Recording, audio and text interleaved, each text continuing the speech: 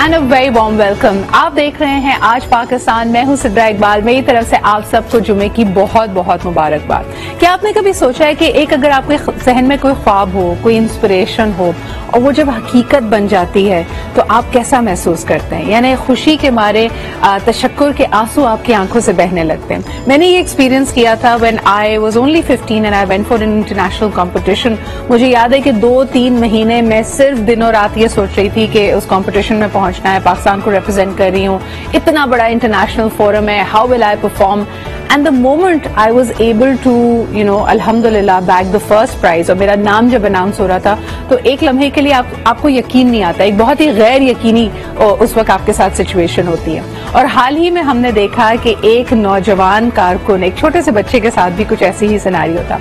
And this we saw at one of the PTI rallies, जो ये जगह जगह मुख्तलिफ जलसे हो रहे हैं और लोग मोबिलाइज हैं और हजारों की तादाद में लोग वहां पहुंचे होते हैं। उसमें से एक बच्चे की वीडियो वायरल हुई जिसकी सिर्फ एक मासूम सी ख्वाहिश थी कि वो इमरान खान साहब से मिलना चाहता है और वो ज़ारों कतार रो रहा है कि जी मुझे मौका नहीं मिला। और वो वीडियो मेरे ख्याल में वायरल हुई and he was crying so bitterly. I don't know कि हमारे पास वो विजुअल्स अगर मौजूद हैं। और उसके बाद हमने ये देखा कि उसकी ये वीडियो वायरल होने के बाद somehow the party was able to find him और उसकी मुलाकात इमरान खान साहब से कराई। एंड उसमें भी आप देख सकते हैं कि बच्चा बेचारा खुशी के मारे शिवर कर रहा है, उसकी आंखों से आंसू बह रहे हैं। And it is such a sweet moment. I mean ये जो वालेहाना मोहब्बत होती है अपने अज़्म से, यानी हिज एम वॉज कि बस जी मुझे इमरान खान साहब से मिलना है, he finds him to be inspirational.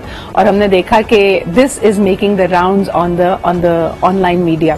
And I think कि सबसे ज्यादा अहम बात जो मुझे नजर आती है कि अगर वाकई में बहुत सारे नौजवान लोगों से मुलाकात होती है, यंगस्टर्स से मुलाकात होती है, इतना पैशन अपने गोल के बारे में होना चाहिए, यानी इतना ज्यादा डेडिकेशन होनी चाहिए कि अच्छा जी अगर कुछ पाना है, जितनी शिद्दत से आप ख्वाहिश करते हैं उसके बाद नामुमकिन भी मुमकिन हो जाता है। यानी हजारों के मजमे में एक बच्चे की ये ख्वाहिश करना, कितने लोग रोज आते हैं उसके बाद चले जाते हैं और उनको ये मौका नहीं मिलता, लेकिन इसकी किस्मत थी, it was somehow to be picked. और उसकी सिर्फ एक ही ख्वाहिश थी कि जी मुझे मिलना भी है, मुझे बात करनी है। और वहां पे जो लोग मौजूद थे, और अगर आपने ये वीडियो देखी हो, he was not able to string the words together, उसको समझ नहीं आ रहा था वो क्या बात करे। और इमरान खान साहब भी बड़ा क्यूटली उससे बात करते, बिल्कुल बच्चे वाले अंदाज में कि अच्छा ये वही बच्चा है जो रो रहा था। और उसके बाद कह रहे हैं तो बेटा रोने की क्या बात है, we are going to get you involved and whatever. But I feel कि इस तरह के जो मोमेंट्स खास तौर पे बच्चों की और इस एडोलेसेंट लाइफ की साथ अगर होते हैं, दे लाइफ चेंजिंग। ये आपको एक इस किस्म का हुनर और एक इस किस्म का अज़्म और यकीन अपने अंदर आपके डालते हैं कि आपको लगता है कि nothing is impossible. And specially these young people are the future of Pakistan and if they believe in a thought, I thought it was very inspiring. और ये एक कंप्लीटली गैर सियासी मेरा मौक़िफ़ है। It's not about a particular party, it's about the kind of love you have and the kind of inspiration you can drive from situations. अच्छा जी आगे बढ़ते हैं। आज जरा बात करते हैं, जब हम ग्राउंडेड होने की बात कर रहे हैं ना, मैं इस बात पे बहुत बिलीव करती हूँ कि जो आपकी इमोशनल सिचुएशन होती है, जो आपके जहन में चल रहा होता है, आपकी बॉडी अल्लाह ताला ने एक मार्वलस पीस ऑफ इंजीनियरिंग है। वी आर स्टिल, हम अपनी तमाम तर आर्टिफिशियल इंटेलिजेंस के बावजूद हम बहुत दूर हैं in from creating anything which is like the human body. जिस तरह हमारे अंदर एबिलिटी है टू हील, उसी तरह हमारी बॉडी हमें रिस्पॉन्ड करती है, हमसे बात करती है अगर कुछ गड़बड़ हो। और तभी वजह है कि मुख्तलिफ जो आर्जे होते हैं, अगर आपको किडनी में दर्द हो रहा है, अगर आपकी गर्दन में दर्द है, अगर आपकी बैक में दर्द है, ये सब निशानदेही कर रहे होते हैं आपके इमोशनल स्टेट की। अगर आप पैसे के बारे में फिक्रमंद होंगे, आपकी कमर में दर्द होगा। अगर आपके कंधों में दर्द हो रहा है तो इसका मतलब ये होता है कि आप इमोशनली अनसपोर्टेड फील कर रहे हैं। और अगर आपके पैरों में दर्द होता है तो बहुत सारे लोग ये कहते हैं कि कहीं ना कहीं इमोशनली आप अपने पास्ट में या किसी सिचुएशन में अपने आप को स्टक पाते हैं। लेकिन जरा इसको साइंटिफिकली भी देख लेते हैं। अगर मुख्तलिफ किस्म की सनसनाहट और मुख्तलिफ किस्म की सेंसेशंस आप अपने पैरों में फील कर रहे हैं, तो क्या ये इंडिकेशन है कि कोई और बड़ी बीमारी या कोई और बड़ा आर्जा इज ऑन दी ऑनसेट? आइए इस पे बात करेंगे। एक छोटा सा अभी हम ब्रेक लेते हैं, वापस आएंगे तो we'll have doctor Zahid Miyan with us, who is the associate professor at bite BMU. He is the chairman of the MENA region, D-Foot international के। So definitely be an authority in this, और खास तौर पे जो डायबिटिक अफराद हैं उन्होंने अपने पैरों का और पैर पे खुदा न खासा हो जाने वाले जख्म का कैसे ख्याल रखना है, इस पे हम बात नहीं क्वेरीज हैं इन टुडेज डॉग टॉक। बड़ा कॉमन होता है जी, और खास तौर पे आजकल गर्मियां हैं तो लोग कह रहे हैं कि कंफर्टेबल जूतों में भी ऐसा लगता है कि पैरों में जलन हो रही है। क्या मोजे पहने नहीं पहने, पैरों में पसीना आ रहा है, और इससे रिलेटेड जितने भी आपके मसाइल हैं उस पर आज हम बात करेंगे। अस्सलाम वालेकुम and thank you for being here doctor Zahid. सबसे पहले तो बताएं, ये जो अचानक से और खास तौर पे हम पूरा दिन काम करके जब घर पहुंचते हैं और हमें ऐसा लगता है कि पैरों में से बकायदा हीट निकल रही है, जलन हो रही है, इसकी क्या वजह है और क्या करना चाहिए उस वक्त? असल में देखें, आम लोगों के लिए जिनको कोई प्रॉब्लम नहीं है तो और पूरे दिन काम करते हैं और आम तौर पे हम अपने वर्क प्लेसेस पे शूज़ पहनते हैं और कभी कभी इनअप्रोप्रिएट शूज़ भी पहनना पड़ जाते हैं, तो उसकी वजह से जो स्ट्रक्चर है फुट का, अगर आप देखें तो वो आप किसी एक क्लोज बॉक्स में बंद करने की कोशिश करते हैं। सही। और वो क्लोज बॉक्स में कभी वो फिट इन होता है और most of the time that doesn't fit. तो अक्सर यही होता है। तो उसके साथ जो स्ट्रक्चर है, उसके मसल्स हैं, उसके नर्व्स हैं, उसके जो लिगामेंट्स हैं, टेंडन्स हैं, वो एक वक्त में फटीक हो जाती है उसको। सही। और फिर उस फटीक के बाद जैसे ही आप उसको एक रिलीफ देते हैं तो वो कहता है हाँ अल्लाह का शुक्र है, हाँ अल्लाह का शुक्र है कि ये इसने मुझे रिलीफ दिया, खुला छोड़ा। दैट्स ये आम लोगों के लिए। सही।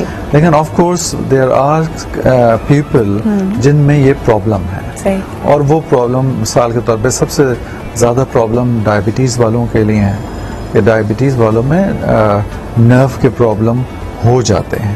मुझे बताइए कि ये जो अचानक से पैर में जलन फील होती है और आपको कोई डायबिटीज का अगर मसला ना हो और इतनी जलन के आप कहें कि मैं अपने जूते में अनकंफर्टेबल हो रहा हूँ, ये क्या इंडिकेशन हो सकती है कि अचानक आपका ब्लड प्रेशर राइज किया?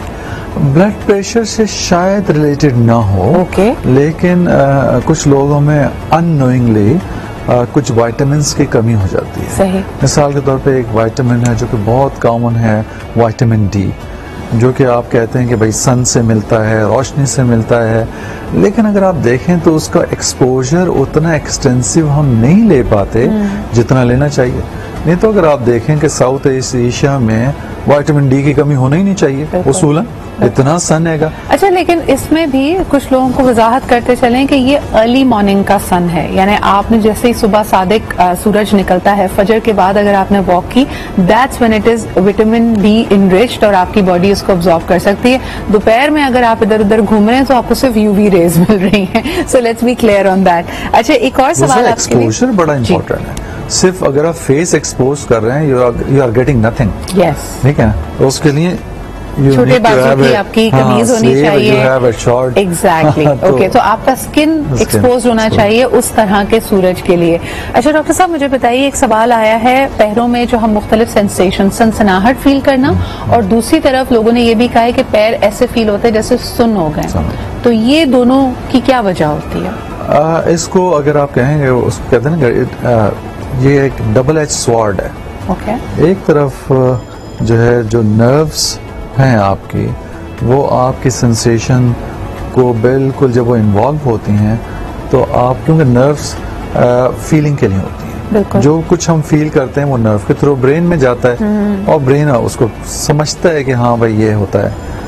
तो वो फिर नर्व जब किसी भी वजह से, और उसकी सबसे कॉमन वजह डायबिटीज़ है। डायबिटीज़ है, विटामिन डी है, विटामिन B12 डिफिशिएंसी है, कुछ और भी प्रॉब्लम्स हैं जिनकी वजह से ऐसा हो सकता है। रीनल प्रॉब्लम यानी किडनी के कुछ प्रॉब्लम्स हैं, कुछ लोग जिनको मैलिग्नेंसी है खुदा ना खास्ता, उनको भी ये फील हो सकता है। कुछ दवाएं ऐसी हैं जिनको लेने से ऐसा जिनका साइड इफेक्ट ऐसा हो सकता है। तो मिसाल के तौर पे पाकिस्तान में टीबी बहुत कॉमन है, टीबी की एक दवा है, उसके ये बहुत कॉमन साइड इफेक्ट है। ठीक है। तो इस तरह कुछ दवाओं का भी साइड इफेक्ट है, और पाकिस्तान में क्योंकि डायबिटीज़ बहुत ज़्यादा कॉमन है तो उस वजह से 50% लोगों को डायबिटीज़ रिलेटेड न्यूरोपैथी होती है, इसको न्यूरोपैथी कहते हैं। अब न्यूरोपैथी में पेनफुल भी हो सकती है एक वक्त में, और दूसरी तरफ जो है नमनेस भी हो सकती है। तो इसका मतलब जैसे आप कह रही हैं, एक तरफ मरीज आके कह रहा है कि डॉक्टर साहब मुझे बिल्कुल पता नहीं चल रहा, मेरे पाँव से चप्पल उतर जाती है, शू का मतलब पता नहीं चलता, और दूसरी तरफ वो कह रहा है कि डॉक्टर साहब रात को मैं सो नहीं सकता क्योंकि मेरे पाँव में इतनी शदीद जलन है कि ऐसा लगता है कि बस पाँव को मैं निकाल लूँ। इवन ये कि वो जो आप उसको ब्लैंकेट लेते हैं तो वो ऐसा लगता है कि कोई बहुत ज़्यादा वजन पाँव पे रख दिया। So this is the way it's happen.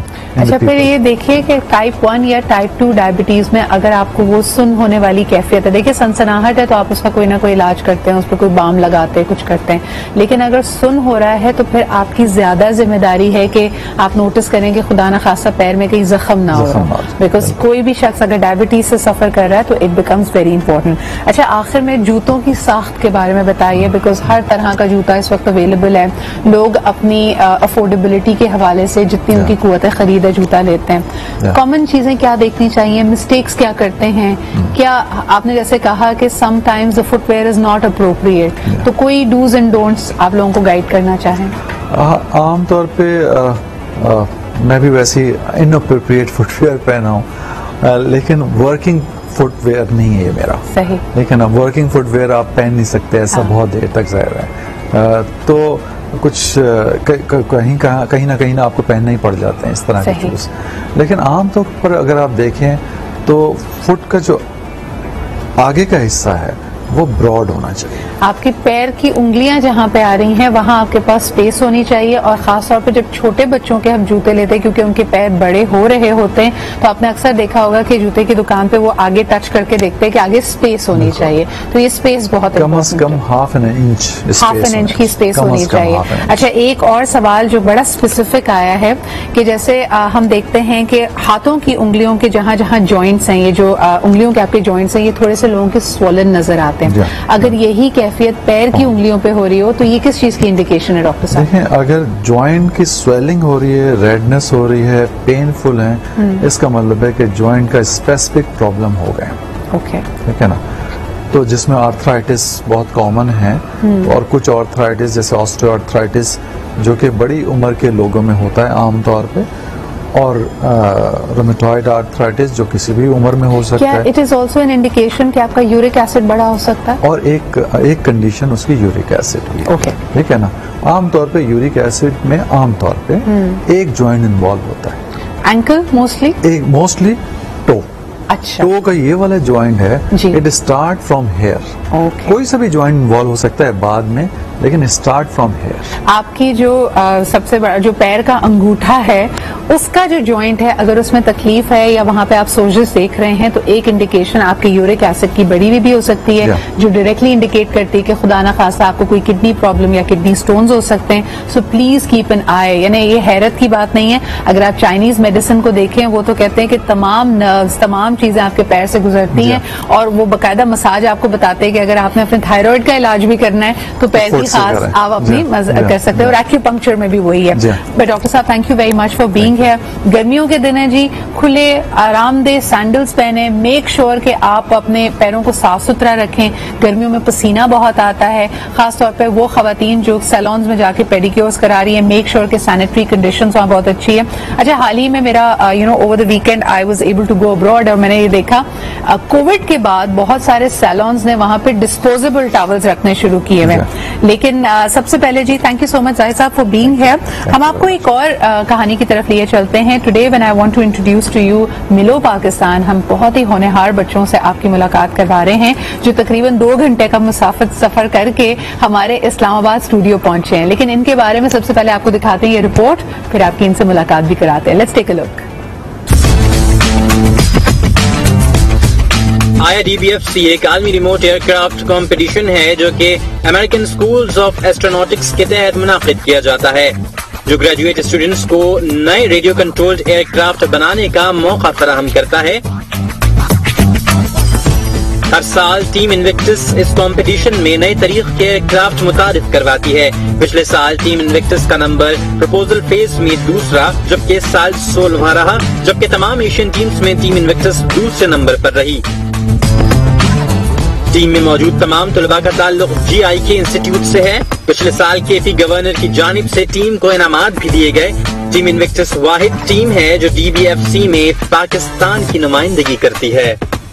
जी जनाब, तभी कहा जाता है कि जरा नम हो ये मिट्टी तो बड़ी जरखेज है साकी। आपने कभी सोचा है कि जब हम बात कर रहे हैं एरोनॉटिकल इंजीनियर्स की और पाकिस्तान की तमाम तर प्रॉब्लम्स, हमारे एकेडेमिया पे प्रेशर्स होने के बावजूद हमारे होनहार स्टूडेंट्स एशिया की बड़ी बड़े ममालिक की बड़ी बड़ी यूनिवर्सिटीज को टक्कर देते हैं और अपना लोहा मनवाते हैं। आज हमारे साथ मौजूद है जी सैयद अली रजा एंड वर्दा सिद्दीकी जो हमारे इस्लामाबाद स्टूडियो में मौजूद हैं। अस्सलाम वालेकुम Warda and Ali, how are you? जी वालेकुम अस्सलाम, अल्हम्दुलिल्लाह वी आर फाइन। जबरदस्त जी, आप लोगों को बड़ी खुशी हो रही है मुझे आप लोगों को हमारे स्टूडियोज में देखकर। सबसे पहले मुझे इस मुकाबले के बारे में बताइएगा जिसकी में आपकी टीम हर साल पार्टिसिपेट करती है। What was different this year and tell us a little bit more about the competition. Right, so team Invictus basically is a student run team जो है ना GIK के थ्रू GIK में ऑपरेट करती है। कम्प्लीटली हमारे जो है ना सारे स्टूडेंट्स ही रन करते हैं team. We have 40 students from across Pakistan, मतलब हमारी टीम में कराची से भी लोग हैं, हुज्जा से भी लोग हैं, and they're from different faculties as well. And we all come together for a competition called IRDBFC which is held in the United States annually. इसमें बेसिकली जो है ना RC प्लेन्स जो है ना बनाए जाते हैं एंड ईच ईयर हमारा जो है ना एक नया मिशन आता है। सो फॉर एग्जाम्पल इस ईयर का जहाँ तक मिशन की बात है तो बिकॉज कोविड वगैरह काफी ज्यादा एक इशू था वर्ल्ड वाइड, तो इस साल जो है ना हमारा जो मिशन था वो related to vaccine delivery and उस लिहाज से हमने प्लेन बनाया था। वाओ, वर्दा मुझे बताइए कि what was your biggest learning जब आप लोग पहुंचे हो इस कंपटीशन के लिए और टीम से और दूसरे colleagues from all around the world से आपका आमना सामना हुआ है, क्या सीखने को मिला? If I would ask you कि सबसे बड़ी लर्निंग तुम्हारी क्या थी तो क्या कहोगी? ओके, सो कंपटीशन में बहुत सारे लास्ट मिनट इश्यूज आते हैं एंड बहुत सारी चीज़ों के साथ हमें टैकल करना होता है। Right. तो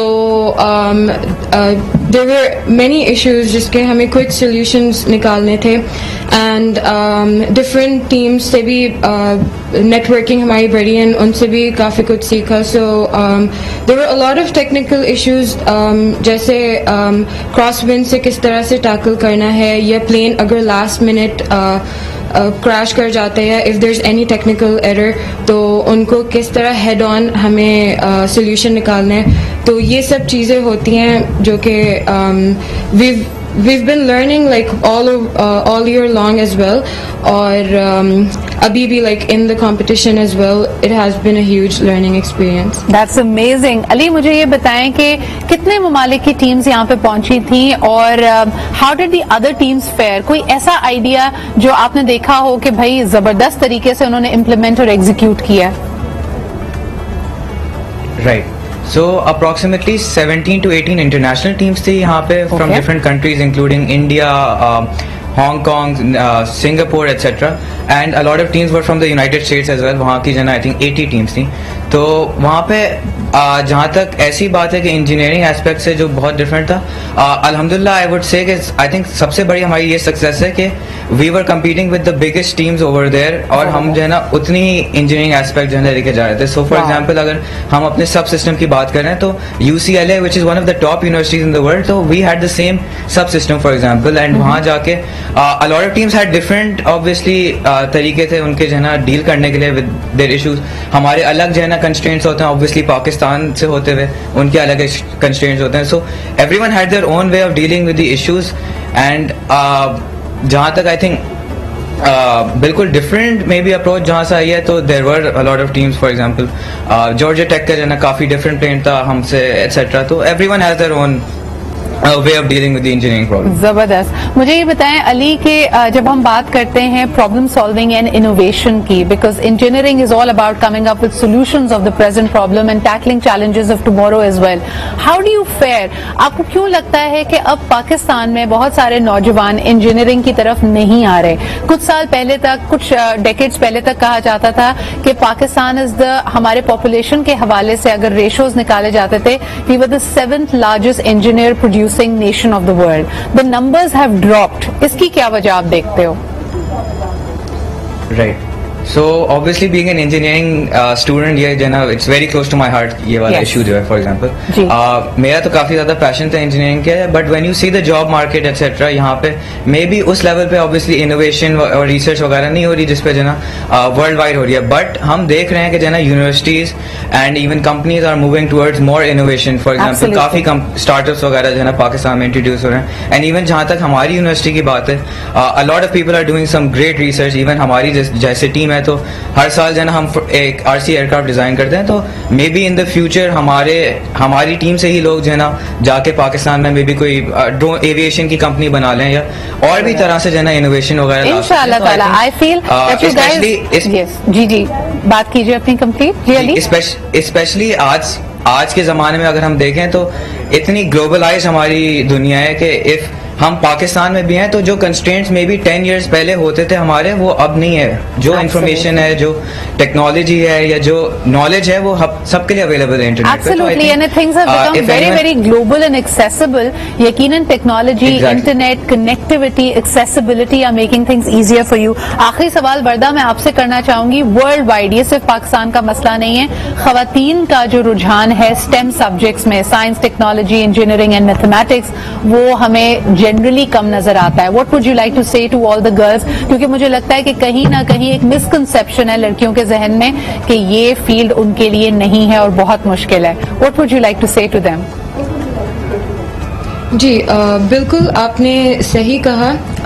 लड़कियों का काफ़ी ये बड़ा मिसकंसेप्शन है कि लड़कियां आउट परफॉर्म नहीं कर सकती लड़कों को, या इतने साइंस सब्जेक्ट्स में इतना नहीं एक्सेल कर सकती, लेकिन बिल्कुल कर सकती हैं. And I encourage every women, like every girl, every student, जो कि लड़कियां हैं, वो सब इन चीज़ों में लें, अपनी हॉबीज़ बनाएं एंड ज़रूर अपने आप को इन चीज़ों की तरफ मोटिवेट करें.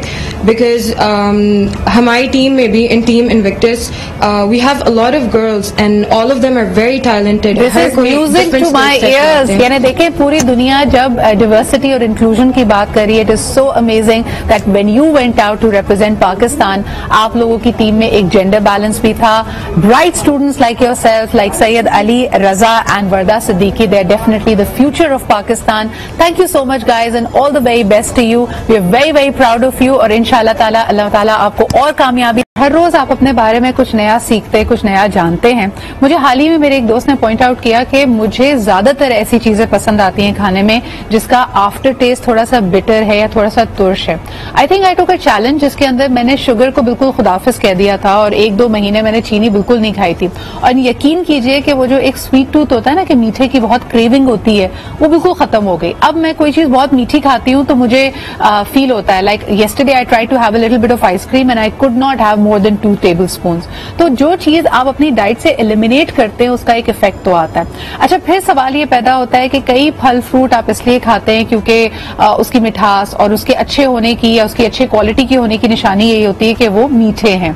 लेकिन एक फ्रूट है जो मुझे बहुत पसंद है, विच इज जामुन, और आजकल आया हुआ भी है और उसका आफ्टर टेस्ट थोड़ा सा तुर्श भी होता है. उसको आप काले नमक के साथ भी खा सकते हैं. आज हमारे साथ मौजूद है जी आगा अब्बास साहब. तिब्बे नबवी की नजर से देखते हैं कि जामुन के क्या फवायद हैं. टेस्ट तो मुझे पसंद है ही, बट आई एम श्योर इसके बेनिफिट्स भी बहुत ज्यादा हैं. So let's find out. अस्सलाम वालेकुम आगा साहब.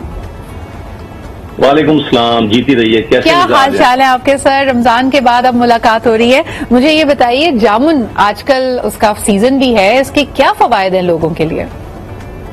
बिस्मिल्लाहिर्रहमानिर्रहीम. सिद्रा, बहुत अच्छा टॉपिक आपने आज रखा है. जामुन के बेपनाह फवाइद हैं और इसके साल भर लोग इसका इंतजार करते हैं, बिलखुसूस ज़ियाबीतस के मरीज. लेकिन चूंकि मैं सबसे पहले फायदों से पहले एक हमेशा उसका ज़रर या नुकसान हर चीज का पहले बता देता हूँ. बिल्कुल. तो जामुन जो है उसके तकरीबन समझ लीजिए कि 50 किस्म के फायदे हैं, लेकिन उसका नुकसान एक है कि अगर वो निहार मुंह खाया जाए तो पेट के दर्द की शिकायत का इम्कान बढ़ जाता है. जरूरी नहीं है हो जाए, लेकिन इम्कान बढ़ जाता है. तो कोशिश की जाए कि निहार मुंह ना खाया जाए. अच्छा, जामुन जो है इतने ज्यादा फायदे रखता है कि खफकान, दिल की बेचैनी, दिल की घबराहट, दिल के अमराज के लिए और ब्लड प्रेशर को एतदाल पे लाता है। लेकिन देखिए यहाँ पर जो जामन की जो पूरी दुनिया में एक पहचान मानी जाती है वो शुगर के मरीजों के लिए सही ये बेइंतहा फवाइद रखता है। बिल्कुल। अच्छा आगा साहब, if I may interrupt you, मैं चाह रही थी कि दोनों फलों पे बात करें। ऑफ कोर्स फालसा भी इस वक्त सीजन में है, रंग भी मिलते जुलते हैं, क्या अफादियत में भी कोई मुमासलत है? एक जैसे फायदे हैं दोनों के? जी हाँ, तकरीबन फायदे एक ही जैसे हैं। मैं अर्ज कर रहा था कि कराची के एक बहुत बड़े तबीब हैं, उनको जब शुगर का मर्ज लाहक हुआ और उनके ब्लड शुगर उनके जब ज्यादा बढ़ गई तो उन्होंने क्या करा कि उन्होंने जामन का इस्तेमाल ज्यादा कर दिया। और जामन का एक खास इस्तेमाल के बाद जामन के गूदे में और गुठली में दोनों में फायदा है। लेकिन सिदरा, मैं आपके सुनने वालों को एक बात बताना चाहता हूँ, इसकी जो गुठली होती है जामन की, उसमें एक केमिकल होता है जिसको जम्बुलीन कहते हैं। जम्बुलीन जो कहते हैं, उस जामन के गूदे को खाने के बाद उसकी गुठली को टॉफी की तरह से अगर चूसते रहें तो जम्बुलीन मुसलसिल आपके लुआब के जरिए, लुआब दहन के जरिए मैदे में जाता है और निजाम हजम में जो निशास्ता ब्लड में शामिल हो जाता है ग्लूकोज बनकर, उसको ग्लूकोज बनने से रोक देता है। इतने कमाल की चीज है ये केमिकल जम्बुलीन जो है। यानी कि अगर जामन खा ली उसके बाद गुठली को शुगर के मरीज टॉफी की तरह से चूसते रहें, उससे जम्बुलीन आपकी ब्लड में शामिल हो जाएगा और आपकी शुगर लेवल को मुझे ये बताइए, आप बिल्कुल सही फरमा रहे हैं, लोगों के मुख्तलिफ तरीके हैं इन दोनों फ्रूट्स को इस्तेमाल करने के, लेकिन हम कॉमनली देखते हैं कि लोग नमक, काला नमक, चाट मसाले के साथ जामुन और फालसे को खाना पसंद करते हैं। क्या ये मसाला लगाने से अफादियत या इसके बेनिफिट्स कम तो नहीं हो जाते? नहीं, देखिए जामन को या फालसे को धोने के बाद एक मिट्टी के बर्तन में रखें और उसमें हल्का सा काला नमक छिड़क के और ऊपर से ढकना लगा के उसको हिला लेते हैं लोग। सही, बिल्कुल नमक मिक्स हो जाता है। इससे होता क्या है, एक तो जामन बिल्कुल नर्म और मुलायम हो जाते हैं, फालसे भी नर्म और मुलायम हो जाते हैं, और उसकी जो अफादियत है वो काला नमक बढ़ा देता है, ज्यादा कर देता है, मतलब तेजी से हजम होता है। तेजी से हजम होने के बाद वो जल्दी से आपको 1 घंटे के बाद फायदे अपने देना शुरू कर देता है। बिल्कुल सही। अच्छा, फालसे का जूस भी आजकल हम देख रहे हैं कि बहुत कॉमन हुआ है और लोग बहुत पसंद भी करते हैं। गर्मियों का सीजन है, आजकल तो हीट स्ट्रोक होने का भी खतरा है। मैं चाहूंगी आगा साहब, अगर इन दोनों फ्रूट्स के हीट स्ट्रोक को प्रिवेंट करने के कोई फायदे हों तो आप जरूर बताएं। इस वक्त शदीद है हम देख रहे हैं पाकिस्तान भर में, लेकिन खुसूसन सिंध के कई शहरों में, तो उसके लिए कुछ टिप्स दीजिए। फालसे की जो तासीर है सिदरा, वो खुश्क और सर्द है। और इसकी सर्दी माइल जो तासीर है, इसकी जो सर्दी रखती है, ये अपने अंदर सर्द रखता है, वो खून के अंदर फौरन से आपके हरारत को कम कर देता है, जिस्म की हरारत को कम करता है, गर्मी की शिद्दत को मार देता है, और मेदे में जो गर्मी पैदा हो जाती है गर्मी की वजह से, वो भी फौरन कम करता है। बहुत से लोगों को गर्मी में बाहर निकलने से चक्कर आते हैं, अगर वो 1 गिलास फालसे का जूस पीने के बाद बाहर निकलेंगे, उनकी ये परेशानी बिल्कुल खत्म हो जाएगी। और जिन लोगों की शुगर हाई है, मजे की बात बताऊं सिदरा, जब गर्मी की शिद्दत बढ़ती है तो मैदे में और जिगर में गर्मी के बढ़ने की वजह से शुगर हाई हो जाती है। अगर फालसे का शरबत सुबह दोपहर शाम 3 टाइम पिया जाए, मैं गारंटी से कह सकता हूँ फालसा मैदे की और जिगर की गर्मी को कम करके आपकी शुगर लेवल को भी कंट्रोल करता है। जबरदस्त। मुझे ये बताइए आगा साहब कि आजकल गर्मी, अब मैं थोड़ा हीट वेव के हवाले से आपसे टिप्स लेना चाहूंगी। जैसे अभी आपने फालसे के जूस का जिक्र किया, गर्मी में बाहर निकलना लोगों की जरूरत भी है, मजबूरी भी है, तो क्या कुछ तदबीर अपने लिए करनी चाहिए? निकलने से पहले जूस पिए, पानी पिए ज्यादा, किन रंगों का इस्तेमाल करें, या कोई वापस आने के बाद कोई अपने लिए कोई तदबीर करें? तो जरा इस बारे में हमें टिप्स दें कुछ। देखिए, बहुत सारे लोग तो होशियारी ये करते हैं कि फालसे का जूस भी पी के जाते हैं और थोड़ा सा अपनी गाड़ी में फालसा धोकर रख लेते हैं, वो थोड़ा थोड़ा उठा के खाते रहते हैं। आप यकीन करें, एहसास मुसलसिल होता है कि गर्मी की शिद्दत में कमी आ रही है, गर्मी कम से कम लगती है, लू कम से कम लगती है। बहुत सारे तो लोग ऐसा करते हैं कि बच्चों को भी मुसलसिल, माएँ हमने देखा है कि वो अगर हॉस्पिटल जा रही हैं किसी को दिखाने या कहीं किसी प्रोग्राम में जा रही हैं, बच्चों को थोड़ी थोड़ी देर के बाद फाल से 2-2 4 उनके दाने मुंह में रखती हैं ताकि उनको गर्मी ना लगे। गर्मी से बेइंतहा बचाता है। और यही तासीर फालसे के साथ जामन की भी है। जामन भी बहुत ज्यादा गर्मी से बचाता है और दिल की हरारत को कम करता है, दिल को कवी करता है। मुखविय जिगर है और मुखविय कल्ब है ये। तो आप कह रहे हैं जिनका दिल टूटा हुआ वो भी जामन इस्तेमाल करें, वो भी जामन खाए तो उनका दिल भी सही हो सकता है। बिल्कुल सही है, बिल्कुल सही। मुझे ये बताएं आगा साहब कि ज्यादती किसी भी चीज की बुरी बात। अच्छा, हम में से कई लोग अपनी जिंदगियां ज्यादातर सोशल मीडिया पे गुजार रहे हैं बिकॉज हमारी इर्द गिर्द जो भी जिंदगी में रियल लाइफ में हो रहा है, हमारी कोशिश होती है कि उसको हम फ्लॉन्ट करें, सोशल मीडिया पे डालें।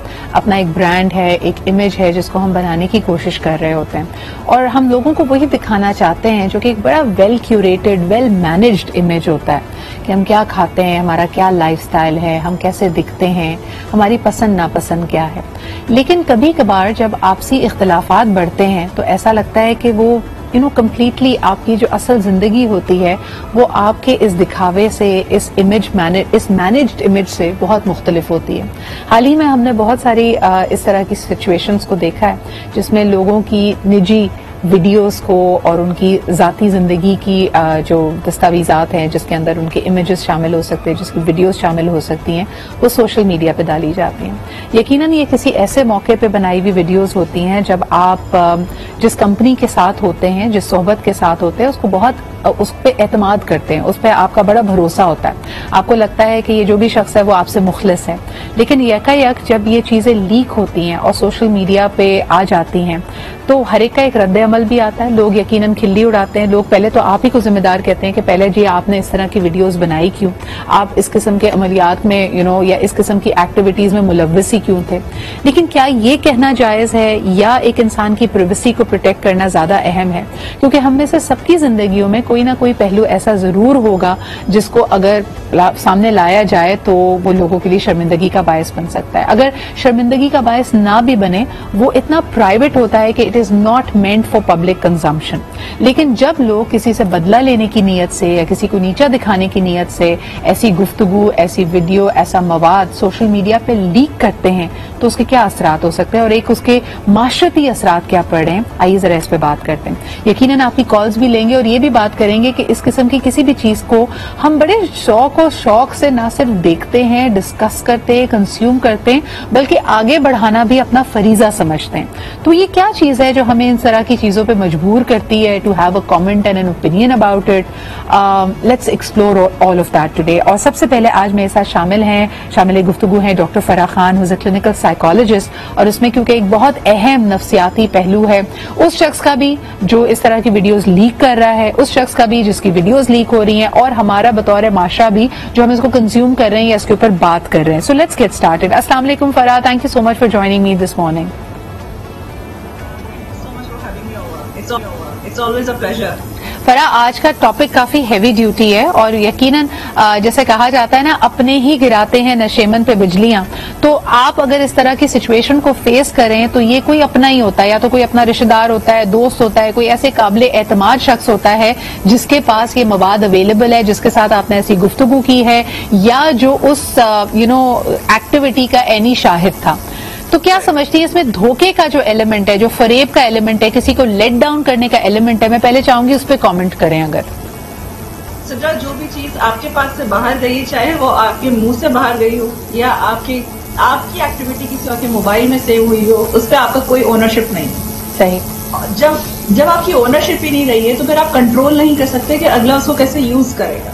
सही। आपकी प्राइवेसी इन्वेड हो सकती है उससे। और अ lot of times you find it so entertaining का वर्ड मैं इसलिए यूज करूंगी क्योंकि हमको भी एंटरटेनमेंट पसंद है और स्पाइस जो होता है ना उसमें एंटरटेनमेंट आ भी जाती है। तो हम क्या करते हैं, खुद ही अगले को इन्फॉर्म करने के लिए कि हमारी लाइफ में क्या चल रहा है, हम सोशल मीडिया के प्लेटफॉर्म के थ्रू अपनी पिक्चर्स, वीडियोस खुद ही एक्सचेंज करते हैं। या फिर आप किसी के साथ गुफ्तगू कर रहे हैं तो आपका कोई कंट्रोल नहीं है उस वक्त कौन कहाँ किस वक्त क्या वीडियो बना रहा होगा, कौन सी पिक्चर्स ले रहा होगा, एंड लीडर उसको किस तरह इस्तेमाल करता है। तो जो आप धोखे का वर्ड यूज कर रहे हो ना,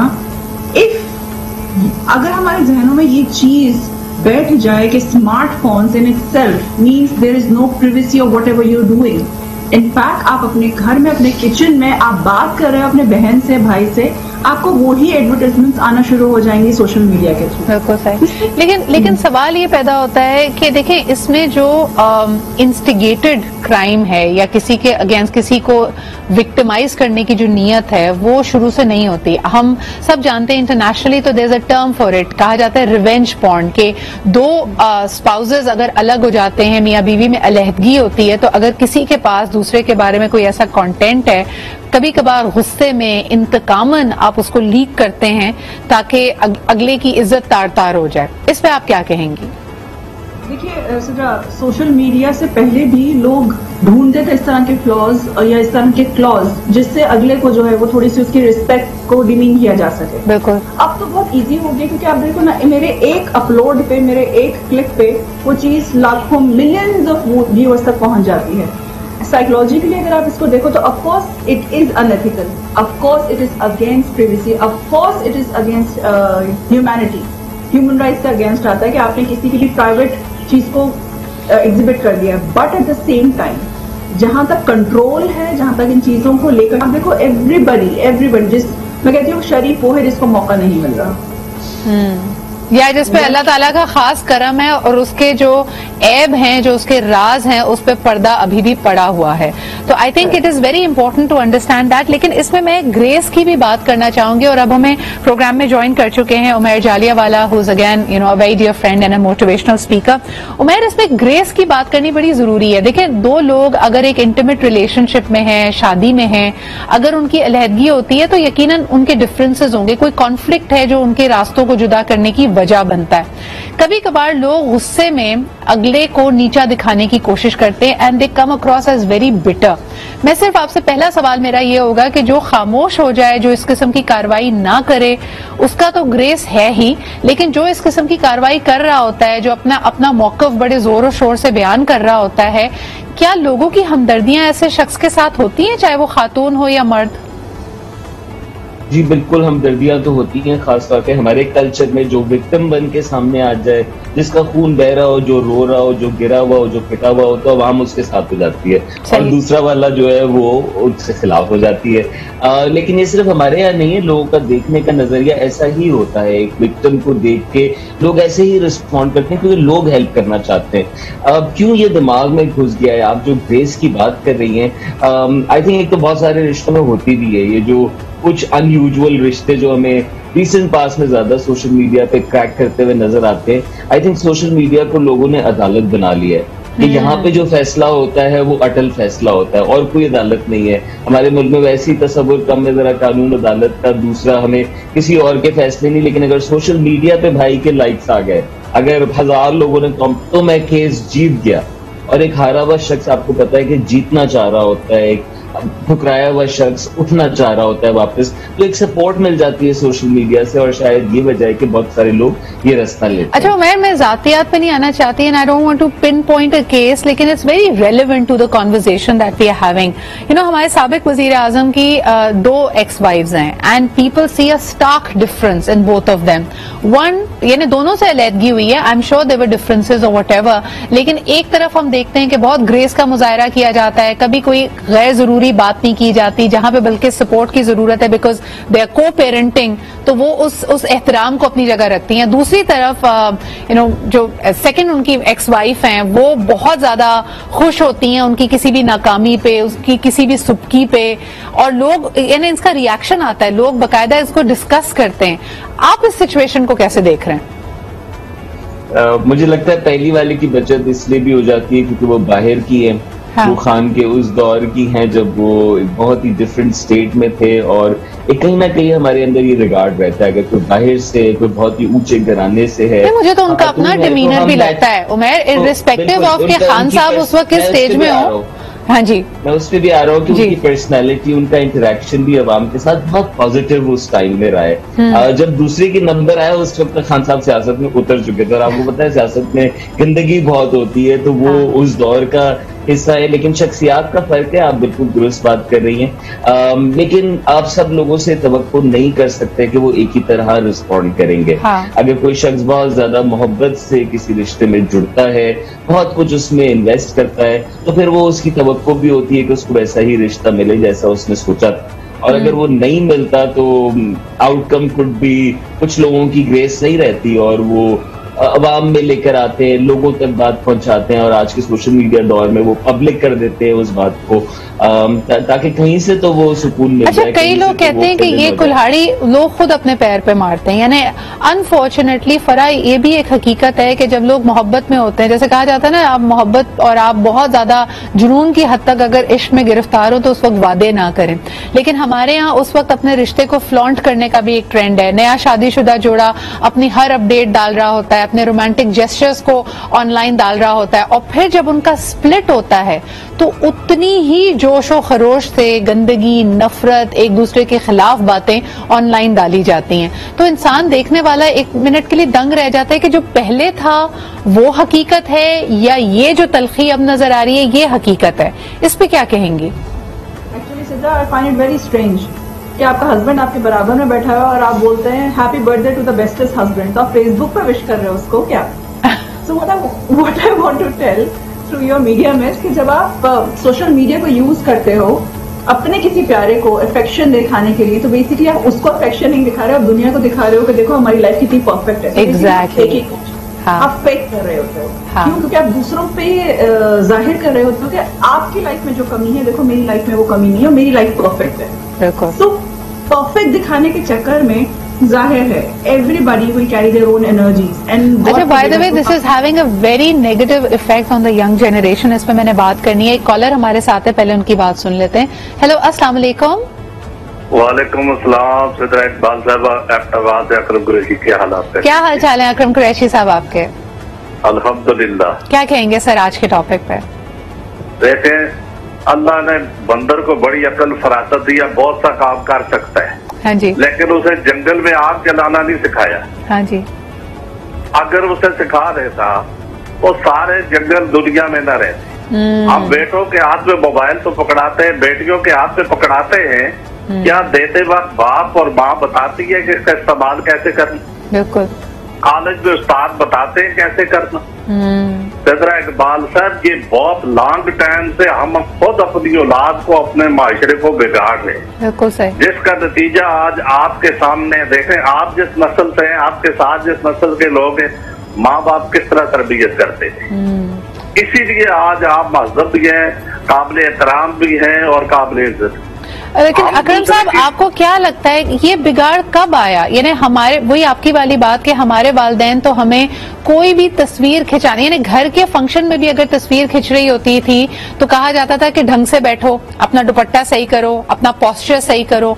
आज माँ बाप को कोई फर्क नहीं पड़ रहा कि उनके बच्चे टिकटॉक पे किस किस्म का कंटेंट बनाकर जा रहे हैं, छत पे डांस कर रहे हैं, कूद रहे हैं, पार्क में जाके किस किस्म की वीडियो बना रहे हैं। रोक टोक क्यों नहीं है वालिदैन की तरफ से?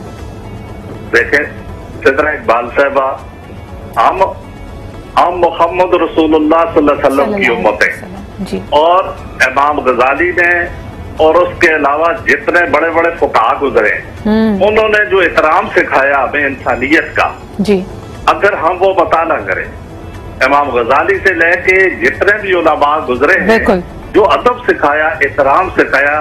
रूमी ने यहाँ तक लिखा, काबा गिरा दो किसी का दिल न तो।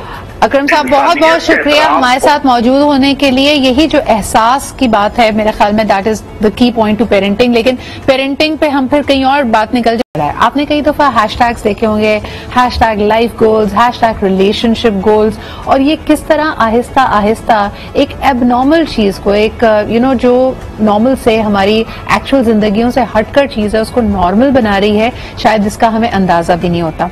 अभी हाल ही में आपने देखा होगा, एक बहुत ही प्यारा सा कपल है, टॉम हॉलैंड और ज़ेंडेना का, इस पे बड़ी बात हो रही थी। और इनकी दोनों ही सुपरस्टार्स हैं ऑफ कोर्स हॉलीवुड के, लेकिन इनकी हाइट का जरा फर्क है, यानी 2 इंच टॉम हॉलैंड की जो हाइट है वो ज़ेंडेना से कम है। लेकिन वजह जो आजकल जो इनकी खबरें जो गर्दिश कर रही हैं वो ये कि छोटी छोटी चीजें, जिस तरह वो ज़ेंडेना का ख्याल रखता है, जिस तरह उसको ही मेक्स हर फील कंफर्टेबल, उसको जी सराहा जा रहा है कि ये तो जी best boyfriend of the world है। और इस पे कई लोगों ने एक रद्द अमल दिया है कि भाई आप बेसिक चीजों को, यानी किसी ने आपके लिए दरवाजा खोल दिया, किसी ने कुर्सी खींच दी, उसको आप इतना ओवर ग्लोरीफाई कर रहे हैं कि आहिस्ता आहिस्ता मर्दों को लगने लगेगा कि सिर्फ ये कर दिया तो उसका मतलब है रिलेशनशिप का हक अदा कर दिया। उमैर, इस पे आप क्या कहेंगे? When we look at these stars making these small gestures, romantic gestures, appreciating their partner, लोग कह रहे हैं कि भाई इसको बहुत ज्यादा ओवर ग्लोरीफाई करने से शायद this is not a good habit. आप इसको कैसे देखते हैं? जी Sidra, I think social media पे जो हमें कंसिडरेशन लाने की जरूरत है वो ये कि पहले आप अपनी बातें अपने दोस्तों को बताती थी, इर्द गिर्द के लोगों को बता देती थी, किसी दावत में चली गई, किसी इवेंट में, तो वहां आपने कुछ लोगों को बता दिया, तो वो ये सारे एक कंट्रोल्ड सेटिंग होती है। एक ऐसा ग्रुप होता है जो कि एक सर्टेन तरह की जाविया भी रखता है, जाहिर है कल्चरल उनसे हमांगी होती है, तभी आप उन जैसे लोगों से मिलती हैं। लेकिन सोशल मीडिया पे ये इख्तियार नहीं होता। सोशल मीडिया पे जिस तरह सियासी जबान में कहते हैं ना अवाम, तो हम बेसिकली अवाम के सामने अपने मुद्दे रख रहे होते हैं। हाँ, मैंगो पीपल मैं ये भी नहीं कह रहा मैंगो पीपल, लेकिन मैं आपने मैंगो पीपल ही कहा है हमें कि क्राउड का हिस्सा और क्राउड से प्रॉब्लम भी है। आपने वही बातें की है हमारे साथ अभी। मैं खुद भी वो मैंगो हूँ ना, जब मैं किसी की चीजें पढ़ता हूँ सोशल मीडिया पे, तो एक इतने सारे लोगों के जाविये हैं, इतनी मुख्तलिफ क्लासेस से लोग हैं, इतने मुख्तलिफ। लेकिन व्हाट आई वांट टू से इज कि it is raising the expectation. मैं चलें अपना एक लोकल एग्जांपल ले लेते हैं। फरा एक बहुत ही प्यारा सा कपल है, नाम ले लेते हैं चलें जी, सारा और फलक का। फलक की एक आदत है, he is in love with his wife and he shows a lot of love. वो रोजाना उनको एक गुलाब का फूल देते हैं, उसकी वीडियो बनती है, सारा के चेहरे पे एक बड़ी खुशगवार सी मुस्कुराहट आती है। अब इससे हो ये रहा है कि हर लड़की रोजाना गुलाब एक्सपेक्ट कर रही है। अब बेंचमार्क बन गया है कि अगर तुमने मोहब्बत करनी है तो रोज गुलाब लेके आओ। आप इसको कैसे देखते हैं? Giving birth to a lot of psychological issues because her couple या हर लड़की या लड़का भी कहीं ना कहीं ये ध्यान में बैठा चुके हैं कि मेरे रिलेशनशिप को जो है वो हर तरह से परफेक्ट ही होना और दूसरों ने भी परफेक्ट ही देखना है। तो देखो ना आपसे हो क्या रहा है। Number 1 competition. कंपटीशन से क्या होगा? आप सिर्फ और सिर्फ अपने आप को दूसरे के साथ कंपेयर करते रहोगे, वो क्या कर रहा है, मैं क्या कर रही हूँ, वैसा मेरे साथ नहीं हुआ, उससे ऐसा मेरे साथ नहीं किया, क्यों वो उसका हस्बैंड तो ये कर रहा है, मेरा हस्बैंड ये नहीं कर रहा है। सही। तो उसके आगे जाओ ना तो जेलसी आ जाती है, और जब जेलसी आती है तो आपको समझ सकते हो कि रिलेशनशिप का फिर क्या हाल होता है। इवेंचुअली फिर आप अपने रिलेशनशिप में खुशी और सुकून नहीं ढूंढ रहे होते हो, ग्रैटिट्यूड नहीं शो करते हो, इत्मीनान नहीं होता है। आप ये देख रहे हो तो उसकी लाइफ कैसे बेटर है। मेरे पास 2 मग्स है, उसके पास 4 मग्स है। कहाँ देखा ये सोशल मीडिया पे देखा था, उसके बैकग्राउंड में 4 मग्स रखे गए थे। अच्छा, लेकिन बिल्कुल सही। लेकिन फरा at the same time argument, क्योंकि लोगों ने सारा से यही सवाल किया कि भाई आपको नहीं लगता कि this is a little over the top, आप लोगों की एक प्राइवेट जो भी इंटरेक्शन है उसकी क्यों वीडियोस बना के दी जाती है? तो सारा का इस पे जो मैंने वीडियो उसका रिप्लाई देखा, उन्होंने कहा कि जी लोग नेगेटिविटी भी तो फैलाते हैं, अगर कोई गलत खबर होती है, कोई गलत बात होती है, उसको भी तो वायरल करते हैं। तो अगर एक अच्छी चीज है, एक अच्छा जेस्चर है and I am blessed in life और मैं लोगों के साथ शेयर करना चाहती हूँ, तो मेरे ख्याल में इससे शायद कोई इंस्पायर होके अपनी बीवी को एक अप्रिसिएशन का नोट दे दे या कोई कोई गुलाब दे दे, तो ये तो उनके ख्याल में वो एक अच्छा काम कर रहे हैं। आप इसको कैसे देखते हैं? बेसिकली सिद्धा देखिए, उनका perspective is so pure, intent उनका क्या है, कहते हैं ना इंटेंट पे डिपेंड करता है कि आपने सही काम किया या गलत काम किया। सारे का इंटेंट बड़ा प्योर है, बट उसके रिजल्ट में अगर आप देखते हो तो इवेंचुअली आप अपनी सोसाइटी में या यूथ को या यंगस्टर्स को क्या मैसेज पास ऑन कर रहे हो, प्लस सारा का रोल और profession is different. We have to understand this. उसका प्रोफेशन की नीड है ये. She has to come back to media. So I'm not commenting on anybody, but it's also very important कि I cannot expect an engineer or accountant or a doctor to be expecting this kind of thing. Because eventually उनका role ऐसा है, कल को that's how she's going to get more work. But अगर मैं normal regular society level पे सारी चीजें एक्सपेक्ट करूंगी तो मैं कहीं ना कहीं अपनी लाइफ को बड़ा फेक बना दूंगी। मेरे बहुत सारी चीजें जो मेरी लाइफ की प्रायोरिटी होनी चाहिए उससे हटके मैं गुलाब पे अटक जाऊंगा। अगर मैं गुलाब पे अटक गई ना तो बहुत सारी चीजें, तो फिर आप महल भी बना दे, ताजमहल भी बना दे, लेकिन गुलाब नहीं मिला है ना, तो फिर प्रॉब्लम होगी घर में। अच्छा उमैर, मुझे बताएं कि अब थोड़े से और सीरियस टॉपिक्स की तरफ, when you are in love, यानी रिलेशनशिप्स में देखा जाता है, दोस्ती यारी में देखा जाता है कि लोग बड़े क्लोज हैं, भरोसा कर रहे हैं, तो वही वाली बात कि जो शायद बातें आप कभी पब्लिक ना करना चाहें, किसी से अपने दिल की बात शेयर कर सकते होते हैं, किसी ऐसे हुलिये, किसी ऐसी एक्टिविटी में हो सकते हैं विच इज वेरी प्राइवेट। जब कोई शख्स आपको धोखा दे और वो मवाद लीक कर दे तो पहले तो इंसान गिल्ट में जाता है। A lot of people start victimising the victim, कि हम कहते हैं कि भाई आप ही की गलती थी, आपने ऐसी गैर मुहज़्ज़ब, गैर अखलाकी वीडियो क्यों बनाई। इस बात में आप कितना वजन देखते हैं? क्या वाकई हमें समझदार हो जाना चाहिए कि नथिंग इज प्राइवेट और आप कोई इस किस्म की एक्टिविटी करें ही ना जो कभी आपके लिए बायस शर्मिंदगी बने? नहीं, ऐसा हो नहीं सकता। और रिश्तों का एक तकद्दुस, एक सैंक्टिटी ऑफ रिलेशनशिप यही डिमांड करती है। इनफैक्ट अगर दो लोग आपस में मिले, बात करें, तो ये डिमांड है कि उसकी बात आगे ना बढ़े। हम तो इस लेवल तक इसको मानते हैं। तो किसी की वीडियोस लीक करना एक ऐसे वक्त की जब आप उसके साथ थे, जब आपके पास एक बड़ा प्लेजेंट टाइम था, और फिर उसको यूज करना बहुत गिरीदी हरकत है। यकीनन ये उस शख्स का भी रिएक्शन है जो कि ये कर रहा है, लेकिन जब ऐसा कंटेंट बाहर आता है तो अवाम का रिस्पॉन्स जो है, आई थिंक मैंने देखा है कि इवॉल्व हो रहा है। But I want to delve deeper into that. देखिए, ये भी तो दौरे जदीद की है एक इनोवेशन है ना। मुझे बताइए, जब पहले हमारे हाथों में इतना छोटा सा मोबाइल कैमरा नहीं था तो लोग शायद अपनी बरहना वीडियोस नहीं बना रहे थे इस तरह, और ना इस तरह की तस्वीर बनाई जा रही थी। I am going to take a short break. एक बड़ा सेंसिटिव मामला है, लेकिन ये बात करनी बहुत जरूरी है कि ये हम इस नहज पे कैसे पहुंचे हैं कि ये नॉर्मल हो गया है कि आप ऐसी वीडियोस बनाएंगे। हम यहाँ पे एतराज ये कर रहे हैं कि इन वीडियोस को लीक नहीं होना चाहिए, या किसी की प्राइवेसी क्या है, या बड़ी गैर अखलाकी बात है कि आपने ये वीडियो लीक कर दी। लेकिन हम क्यों नहीं ये सवाल कर रहे कि एक मुहज़्ज़ब इस्लामी माशरे में इस किस्म की वीडियोस, चाहे बेशक प्राइवेट ही क्यों ना हो, बनाई क्यों जा रही है? ये कौन सी खुदनुमाई? जी जनाब, अभी तक की गुफ्तगू में हम स्टैब्लिश कर चुके हैं कि प्राइवेट कुछ भी नहीं है। अगर आपको लग रहा है कि कोई बहुत काबिल एतमाद शख्स है, उसने आपकी कोई वीडियो बनाई है, तब भी you should know the risk that you are taking. लेकिन उससे आगे बढ़कर हम यहाँ पे बात करना चाहेंगे कि जिन वीडियोस को हम गैर मुहज़्ज़ब, प्राइवेट, इखलाकियात से गिरी हुई, या एक बिल्कुल एक बहुत ही प्राइवेट मोमेंट की पिक्चर्स कहते हैं, फरा व्हाट हैज हैपेंड, यानी ये कब नॉर्मल हुआ? जब से हमारे हाथों में हमारे अपने मोबाइल फोन्स आए हैं, हम इतना उसको हमें कहीं डेवलप कराने की जरूरत नहीं है, किसी और के आगे रखने की जरूरत नहीं है। आई थिंक ये ट्रेंड तभी से चला है कि हम ऐसे प्राइवेट मोमेंट्स की वीडियोस बनाते हैं, लेकिन ये कोई डीपर साइकोलॉजिकल प्रॉब्लम की तरफ इशारा नहीं कर रही कि हम अपने आप को इन एक्ट्स में देखना चाह रहे हैं, लोग इसकी वीडियोज बना रहे हैं, इसका डेटा डॉक्यूमेंट हो रहा है। ये हो क्या रहा है हमारे यहाँ? हर वो काम जो मेजोरिटी आप एक्सपोज कर देते हो जिस चीज से, तो वो डिसेंसिटाइजेशन हो जाती है, आपके लिए वो नॉर्मल हो जाता है। हाँ। पहले न्यूज सुनने के लिए आपको टीवी के सामने बैठना पड़ता था पर्टिकुलर टाइम पे। पहले गाने सुनने के लिए आपको एक म्यूजिक चैनल चार्ट का वेट करना पड़ता था हफ्ते में एक दफा सिर्फ आधे घंटे के लिए, if you remember those time. अब आप with access to social media आप जो भी चीज देखना चाहो आपको इंस्टेंटली अवेलेबल है। ये इंस्टेंट के चक्कर में एक्सपोजर बढ़ गया। जब एक्सपोजर बढ़ गया तो मेरे लिए नॉर्मल हो गया है देखना कहीं बॉम्ब ब्लास्ट हो रहा है, कहीं देखना कोई विक्टिमाइज हो रहा है, कहीं देखना कोई किसी के साथ ट्रेजेडी हो रही है, कहीं देखना कोई इस तरह का कंटेंट। हमें ये बात करनी पड़ेगी कि आईन पाकिस्तान के मुताबिक, पाकिस्तान के लॉज के मुताबिक मैरिटल रेप को हम रिकग्नाइज करते हैं, यानी इवन एक शादी के अंदर किसी खातून को मजबूर नहीं किया जा सकता। तो आप ये इस तरह की अगर वीडियो कोई बना रहा है तो आप कंसेंट दे रहे हैं। इवन अगर शादीशुदा जोड़ा है, people should resist it, right? I mean, अगर आपकी मर्जी शामिल नहीं है, अगर मर्जी शामिल है तब भी उस पर मैं सवाल उठा रही हूँ कि ये क्या वजह है कि आप ऐसी चीजों के लिए इजाजत दे रहे हैं। और सेकेंडली, अगर आपकी मर्जी शामिल नहीं है तो why are people not resisting it, चाहे वो मर्द हो या औरत? क्या कहोगे उमैर इस पे?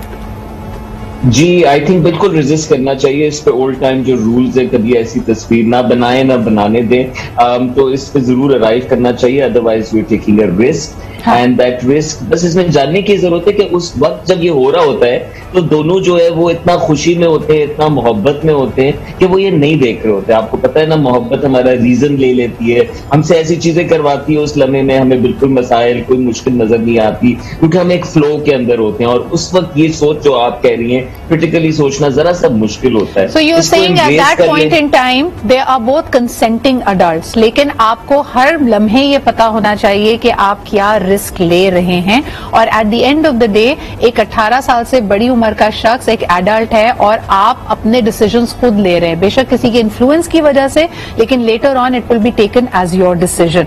अच्छा जी, एक कॉलर हमारे साथ है, फिर इस पर मजीद भी बात करते हैं। हेलो, अस्सलाम वालेकुम।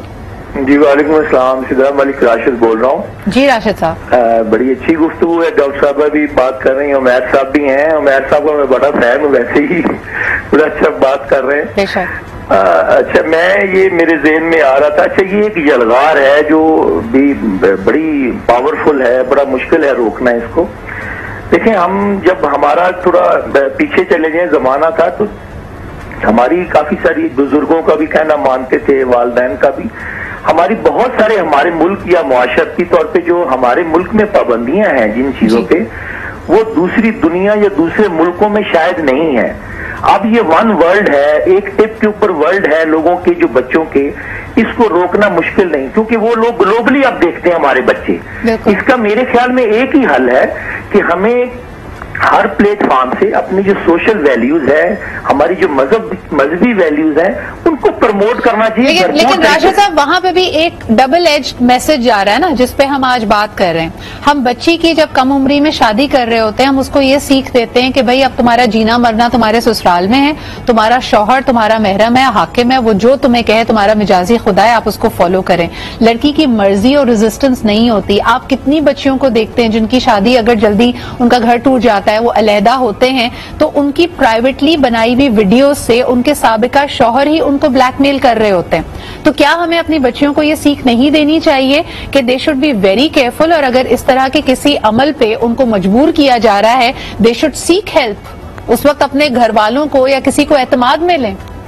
बिल्कुल ये करना चाहिए। मैं यही अर्ज कर रहा हूँ कि हमें अपनी जो सोशल वैल्यूज हैं वो अच्छी हैं। ये बच्चे कंपेयर करते हैं, हमें नहीं कहता ना कंपेयर, अब वो पूरी दुनिया से कंपेयर करते हैं। मुआशरती तौर पर बहुत सारी चीजें जो हमारे यहाँ बुरी समझी जाती हैं वो दुनिया में दूसरी जगह बुरी नहीं है, इसलिए ये कंपेयर करते हैं। हमें इन चीजों को अब बच्चों को अवेयर करना चाहिए। बिल्कुल सही, बहुत शुक्रिया मलिक साहब हमारे साथ मौजूद होने के लिए। अच्छा, इसमें एक बहुत इंपॉर्टेंट एलिमेंट है अट्रैक्शन का। फराह, अनफॉर्चुनेटली हमारे माशरे में ये भी कहा जाता है कि लड़की अगर अपने हस्बैंड की किसी भी जो उसकी डिमांड्स हैं, जो उसकी रिक्वायरमेंट्स हैं, अगर उसको ऑब्लाइज नहीं करेगी, then she is making grounds कि वो उससे बेवफाई करेगा या उसको छोड़ देगा। अगर आपको प्रेशराइज ये कहकर किया जा रहा हो कि if you do not oblige to my demands and my likes, तो मैं आपको छोड़ दूंगा, तब लड़की क्या करे आपके ख्याल में? Difference between marriage and slavery, वो मिक्स कर दिए गए हैं। आप जब शादीशुदा जोड़ा एक कॉन्स्टिट्यूशन में बनता है तो वो टू वे होता है, वो वन वे नहीं होता।